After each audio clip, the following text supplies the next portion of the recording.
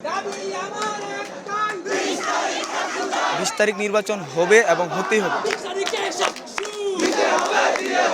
আমরা সাকসু চাই এবং সাকসু যে কোনো মূল্যে দিতে হবে। আমরা আজকে আপনাদেরকে একটু দেখাবো সাস্টের ভেতরকার চিত্র। আপনারা জানেন যে নির্বাচনকালীন সময়ে সারা বাংলাদেশের সব ধরনের সাংগঠনিক, প্রাতিষ্ঠানিক এবং সমিতির নির্বাচন বন্ধ করে দিয়েছে ইসি, যেটি আসলে ঘোষণার পরপরই সারা দেশে তোলপাড়, কেননা আন্দোলন শুরু হয়েছে সাস্টে।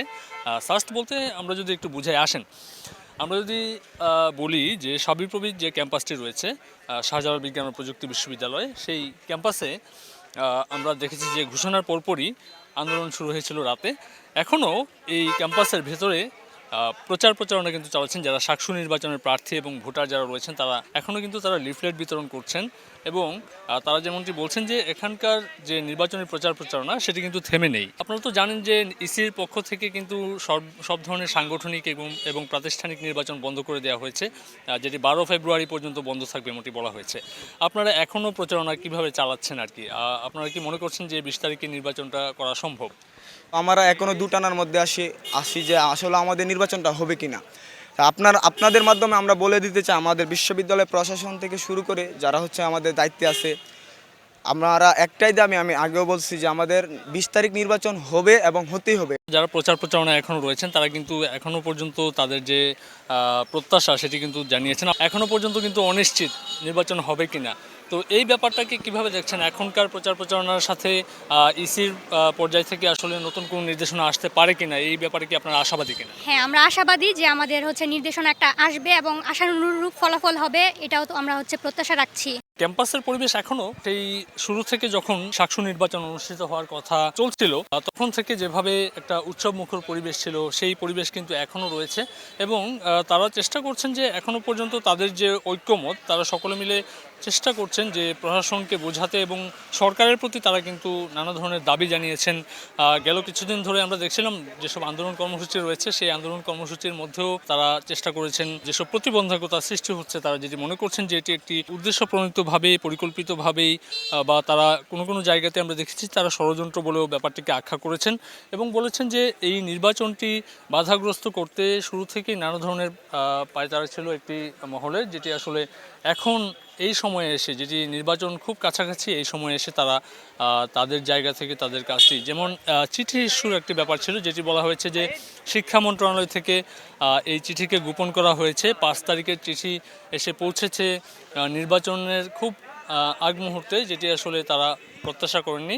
সেই ক্ষেত্রে তারা আসলে এই পুরো ব্যাপারটি নিয়ে আসলে নানা ধরনের মন্তব্য করছেন। আপনারা তো এখনও প্রচার প্রচারণা চালাচ্ছেন, কতটা সাড়া পাচ্ছেন এখনও প্রচার প্রচারণা পুরো দমে চালিয়ে যাচ্ছে এবং খুব ভালো সাড়া পাচ্ছে শিক্ষার্থীদের কাছ থেকে।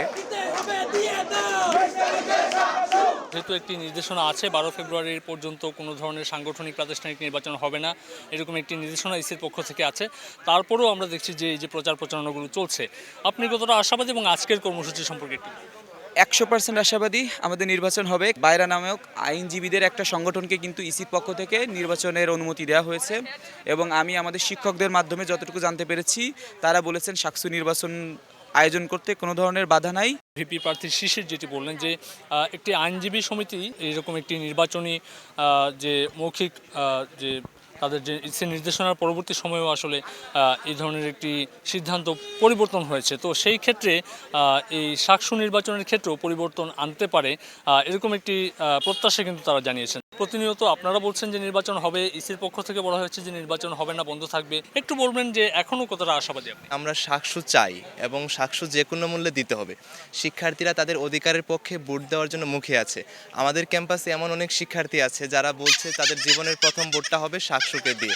নির্বাচন কমিশনের পক্ষ থেকে এরকম একটি নির্দেশনা, এই নির্দেশনার পর থেকেও তারা এখনও আশাবাদী, কেননা সাস্টের ভেতরকার যে অবস্থা সেটি আমরা দেখেছি। এবারের সাকসু নির্বাচনকে কেন্দ্র করে অনেক শিক্ষার্থী বলেছেন ভেতরে অনেক সমস্যা রয়েছে, সেই সমস্যাগুলো সমাধান করতে হবে এবং 28 বছর যেহেতু এখানে নির্বাচন হয়নি, সেই নির্বাচন এবার যদি হয়, অনেকেই আসলে এই স্বপ্নে বুক বেঁধে আছেন। তারা আসলে চেষ্টা করছেন যে কোনো মূল্যে সাকসু নির্বাচনটি তারা আয়োজন করবেন এবং সেই ক্ষেত্রে ইসিকে তারা আবেদন করছেন বারবার যেন কোনোভাবেই এই সাকসু নির্বাচনকে আবারও পিছিয়ে দেওয়া না হয়।